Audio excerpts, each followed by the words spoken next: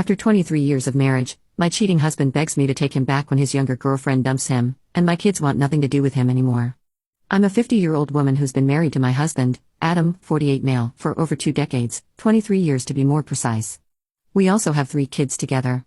Rachel, 22 female, Jake, 19 male, and Ava, 17 female. Recently, Adam confessed to me that he'd been cheating on me with his co-worker, Mia, 27 female. 1 week ago, he sat me down and told me that he'd been with Mia for 2 years now and that he finally felt ready to tell me and to take things to the next level with her. All our kids are pretty grown up as well, and Ava will be an adult in 2 months. So he believed that this was the perfect time to tell me the truth. I was devastated when he told me, and I'm thankful that none of our kids were around to see me dissolve into a puddle of tears and have a total breakdown when he confessed, because I'm sure they wouldn't have liked to see that. Rachel moved out for work after college, Jake is in college, and Ava was at a friend's place that day, so we had the house to ourselves. And I'm sure that was the reason why Adam picked the day to tell me the truth.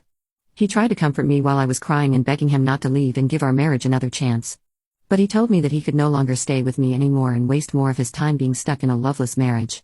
My entire world had been turned upside down that day, so naturally, my first reaction was to try to make him stay and be in denial of whatever he told me, so I'd appreciate it if nobody judged me. It was all said in a moment of weakness. I let myself sob for half an hour before the realization finally set in, and I managed to compose myself. Adam had been patting my arm all along and saying things like, "It'll get better and you'll find someone." Treating me like a wounded puppy and not his wife, who he cheated on and then dumped after 23 years of marriage. Once I pulled myself together, I stood up and told him to leave the house because I didn't want him around anymore. Once that came out, he was visibly surprised that I'd gone from begging him to stay to asking him to leave the house. And to be honest, so was I, but I said it nevertheless. If he had anything to say at that point, he didn't say it at the time and left in silence after adding a few belongings of his in an already packed duffel bag. So I knew that he'd already been planning to leave and had seen this coming. He then left after an awkward side hug that I didn't even reciprocate and just stood there stiffly like a statue. After Adam left, I think I must have cried like a baby for the next couple of hours until Ava came back home. I was shattered and didn't know what to do with myself anymore because my marriage had fallen apart, and even worse, the man I loved more than life itself had cheated on me and continued to cheat on me for 2 whole years until he finally told me. He didn't even think there was anything messed up with what he'd done because the entire time after he'd confessed, he just kept acting like it was no big deal and only tried to comfort me because he probably felt uncomfortable just sitting there silently while I sobbed. There were a million things that were and are still going through my mind in an endless loop, but at least I'm feeling considerably more stable now since 1 week has passed. And I've been able to hold myself together for the sake of my kids, if not for myself. I most certainly have to be strong for them because this has come as a huge shock to them too.